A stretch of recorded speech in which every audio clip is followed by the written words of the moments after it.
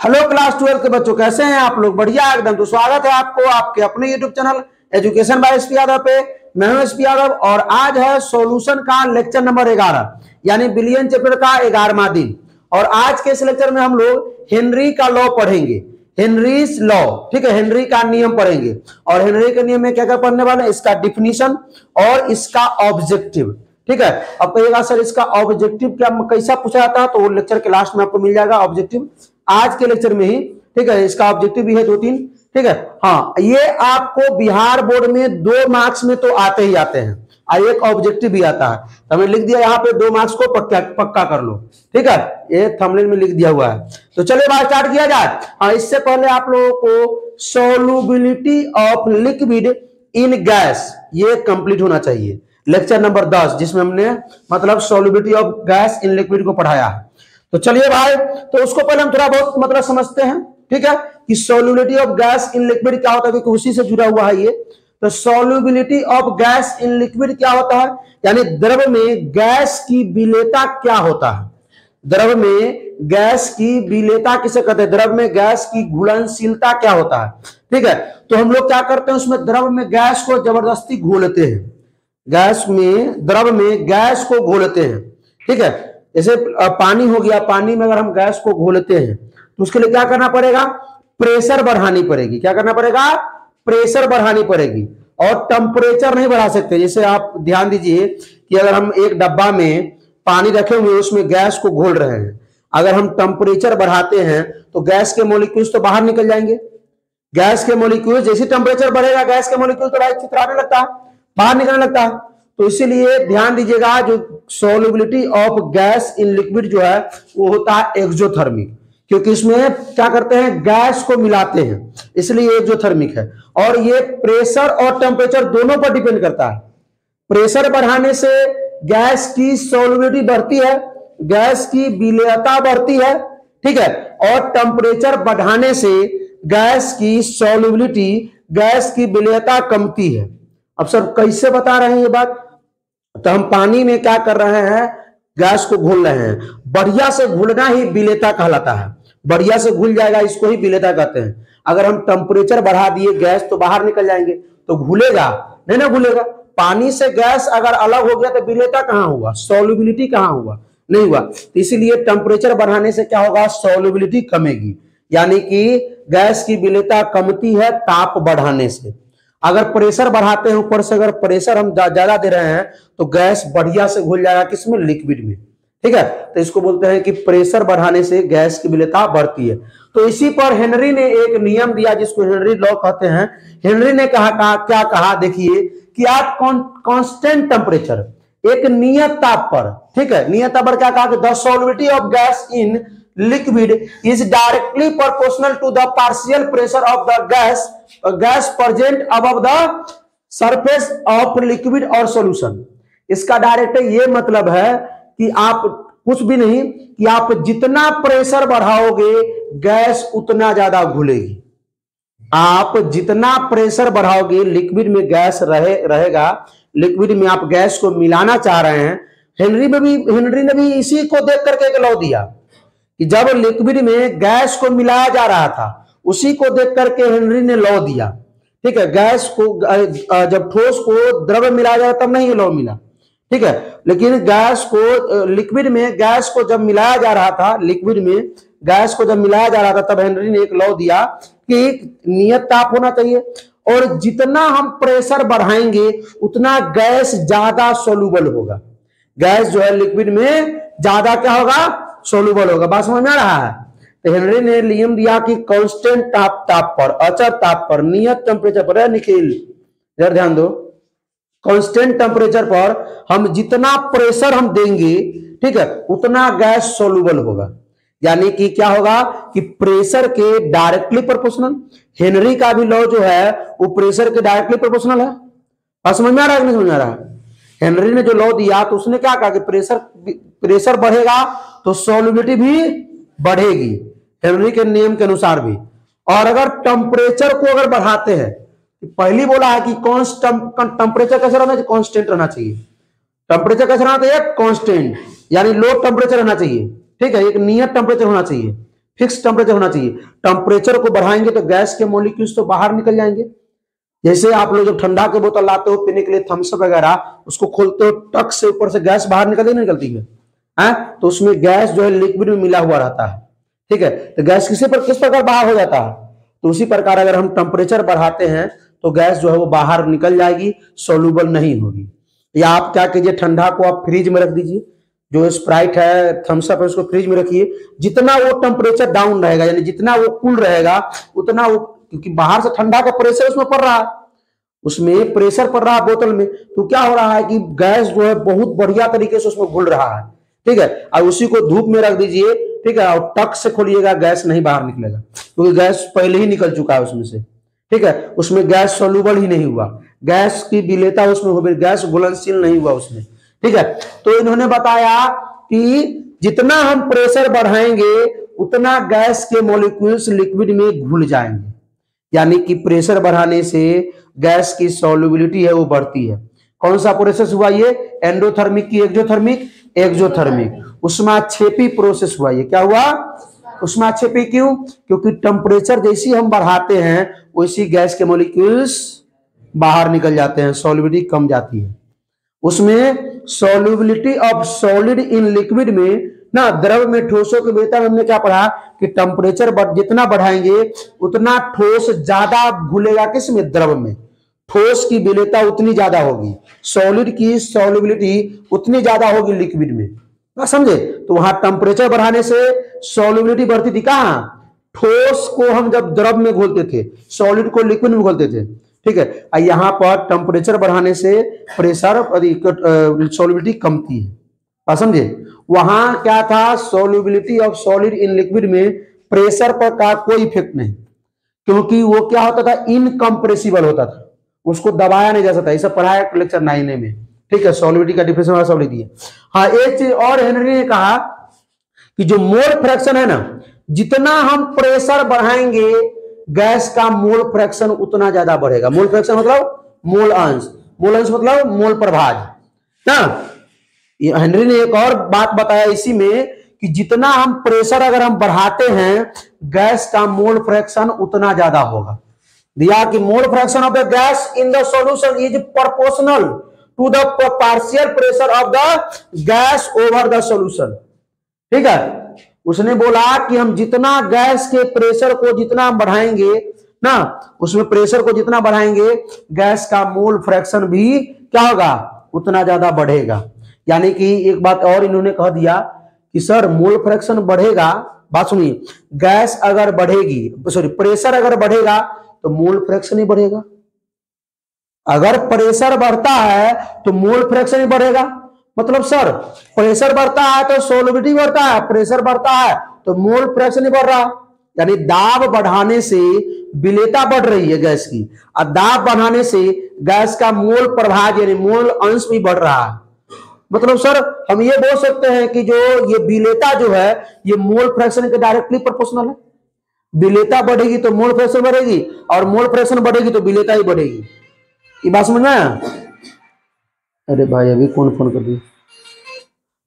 बात समझ में आया कि अगर, क्योंकि हमने बोला कि प्रेशर बढ़ाने से गैस की विलेयता ही बढ़ रही है, गैस की सॉल्युबिलिटी, अब प्रेशर बढ़ाने से क्या हो रहा है, मोल फ्रैक्शन ही बढ़ रहा है गैस का।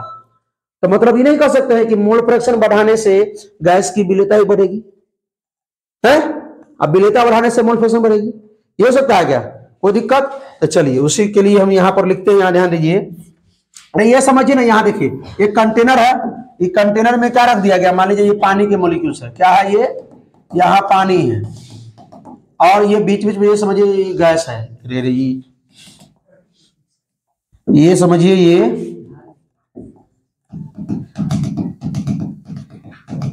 ये गैस है, ठीक है। यहां हम इसको क्या कर, ये गैस है आपका, ये क्या है, वाटर है, मतलब H2O है। अब क्या कर रहे हैं सुनिए यहाँ पे, अभी ये क्या है आपका, ये बात को समझिए, ये अभी इक्विलिब्रियम में है, साम्य अवस्था में है, कोई दिक्कत नहीं। अब हम इसमें प्रेशर बढ़ाना शुरू कर दिए, ऊपर से दाब बढ़ाना शुरू कर दिए, क्या बढ़ाना शुरू कर दिए, दाब लगाना हम शुरू कर दिए। अब क्या होगा, कि जितना हम प्रेशर बढ़ाएंगे सॉल्युबिलिटी उतना ज्यादा होगा कि नहीं होगा? प्रेशर के डायरेक्टली प्रोपोर्शनल। ये भी बोला है कि प्रेशर के डायरेक्टली प्रोपोर्शनल क्या होगा? पी से प्रेशर, पी से दाब, पी से प्रेशर दाब, वो मोल फ्रैक्शन के डायरेक्टली प्रोपोर्शनल होगा, मोल फ्रैक्शन के डायरेक्टली प्रोपोर्शनल होगा। बात समझ में आ गया? अरे मोल फ्रैक्शन कोई से नोट नहीं करते हैं, क्या होता है ऐसे ऐसे लिखते हैं इसका साइन मोल फ्रैक्शन का। यानी हम बोल सकते हैं कि मोल प्रेशर जो है डायरेक्टली प्रोपोर्शनल किसका है? मोल फ्रैक्शन के। कोई दिक्कत? तो सर ये प्रोपोर्शनल का साइन हटा दीजिए ना, ये वो कांस्टेंट लेके आइए। सर ये प्रोपोर्शनल का साइन हटा दीजिए, वो कांस्टेंट लेके आइए। ये दिख रहा है कलर, देखिए तो उसमें ये कलर दिख रहा है मोबाइल में। चलिए, तो प्रेशर का ये जो है प्रोपोर्शनल का साइन हटाएंगे, समानुपाती का साइन जब हम हटाएंगे तो क्या आएगा बताइए मेरे भाई?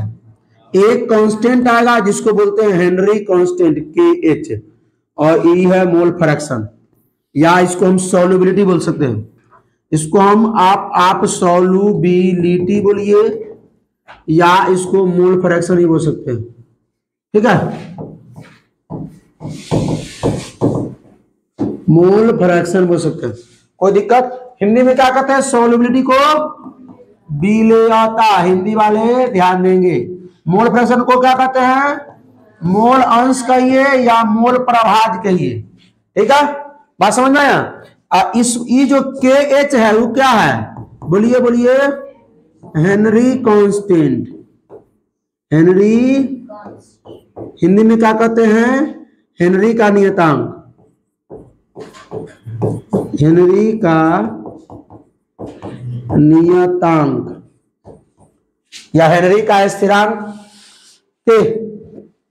KH जो है। अच्छा ये को बात सर और बता दीजिए। अच्छा पहले ये बात तो समझ में आ गया सबको कि प्रेशर बढ़ाएंगे सॉल्युबिलिटी बढ़ेगी। किसने कहा? हेनरी ने कहा। और कैसे कहा? हमने बता दिया आपको इसका प्रूफ। प्रेशर बढ़ाने से सॉल्युबिलिटी बढ़ती है और टेम्परेचर बढ़ाने से सॉल्युबिलिटी कमती, बता दिया हमने। ठंडा का एग्जांपल लेकर के कोका तो सब पिता कि गर्मी में रख दोगे टेम्परेचर बढ़ेगा, अपने गैस के मॉलिक्यूल्स बाहर हो जाएंगे। टक से खोलेगा गैस, उसमें बाहर निकल, गैस ये नहीं है उसमें, लिक्विड में गैस सॉल्युबल हुआ ही नहीं। फ्रिज में रख दोगे, टेम्परेचर कमेगा कि प्रेशर ठंडा वाला जो प्रेशर वो बढ़ जाएगा, फ्रिज में रखने से प्रेशर बढ़ जाएगा, उसमें दाब बढ़ जाएगा, तो भाई उसमें गैस जो है बढ़िया से घुल मिल जाएंगे, ठीक है? और जैसे टक से खोलते हो फ्रिज से बाहर निकाल करके गैस बाहर हो जाता है उसमें से, बात समझे? तो ये चीज है, ये समझ में आया क्या? इसमें किसी को दिक्कत? तो भाई हेनरी के लॉ में अगर कोई कहेगा कि जो प्रेशर बढ़ाने से क्या बढ़ेगा? सॉल्युबिलिटी बढ़ेगी, प्रेशर बढ़ाने से मोल फ्रैक्शन भी बढ़ेगी, ऑब्जेक्टिव में आ सकता है। चलिए कोई दिक्कत? बढ़ा जाए आगे। अब क्या बोला कि different gases have different KH value at the same temperature. समान ताप पर अलग अलग गैस का अलग अलग KH का वैल्यू होता है, अलग अलग हेनरी का कांस्टेंट होता है। पहले तो इसको पहले बढ़िया से समझ जाएंगे कि प्रेशर अगर हमने बढ़ाया है, प्रेशर का बराबर क्या होता है बताइए तो? KH इंटू में मोल फ्रैक्शन या सॉल्युबिलिटी, ये ना होता है। तो सर इसमें हमको किसका चर्चा कर दिया आप? सर KH का चर्चा कर दी, तो हमको KH का मान निकालना चाहिए। KH बराबर क्या होगा मेरे भाई? प्रेशर बटा में मोल फ्रैक्शन। ओहो, ये बात है सर। यहां तो हमको ये लग रहा है, क्या हम यहां पर कह सकते हैं सर कि जो KH है, ध्यान दीजिएगा, वो इनवर्सली प्रोपोर्शनल किसके है? मोल फ्रैक्शन के। नहीं समझ में आया बात?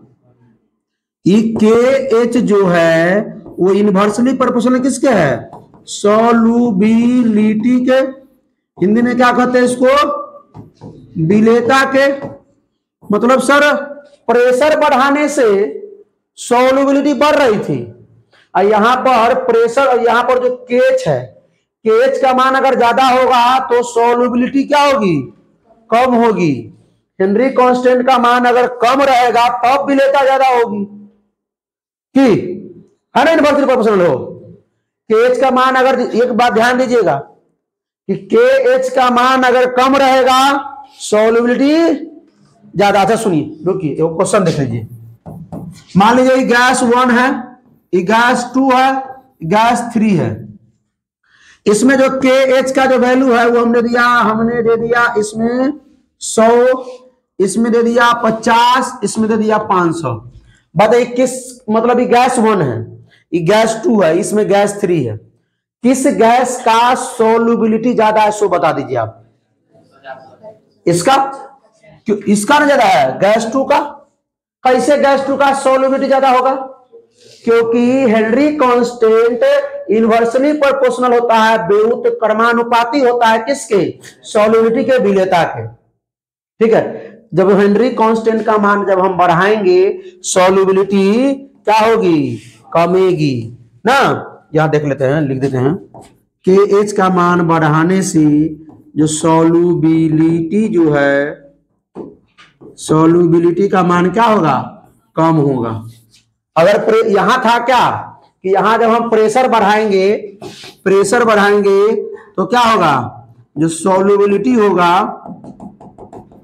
उसका मान भी बढ़ेगा।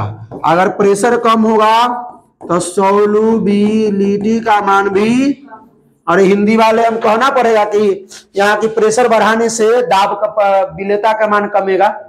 सॉरी, प्रेशर कमाने से, प्रेशर यानी दाब बढ़ाने से विलेयता का मान बढ़ेगा। आप तो हेनरी कांस्टेंट एकदम क्लियर हो गया होगा, खाली आपको डिफिनीशन है याद करना पड़ेगा हो।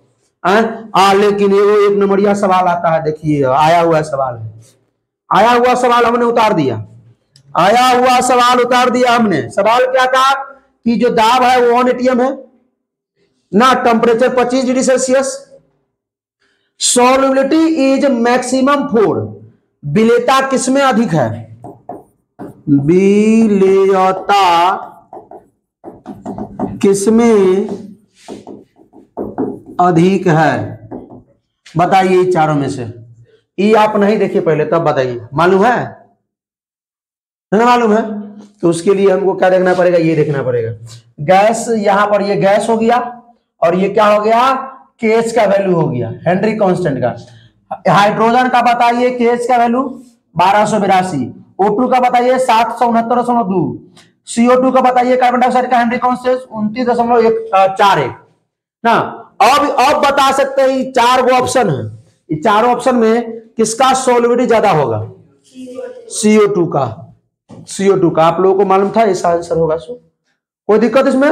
तो ई वैल्यू याद हो जाएगा, कहिया तक याद हो जाएगा सो बताइए, याद कर लीजिएगा। पूछा हुआ क्वेश्चन है, 2016-17 के आसपास में पूछा है क्वेश्चन, ये हो सकता है कि रिपीट हो जाएगा 24-25 में। ठीक है, कोई दिक्कत? ये बात समझ, पहले बात बचा कि नहीं बचा? कोई दिक्कत इसमें? चलिए एक चीज और, एंडोथर्मिक एक्सोथर्मिक को जाना जरूरी है।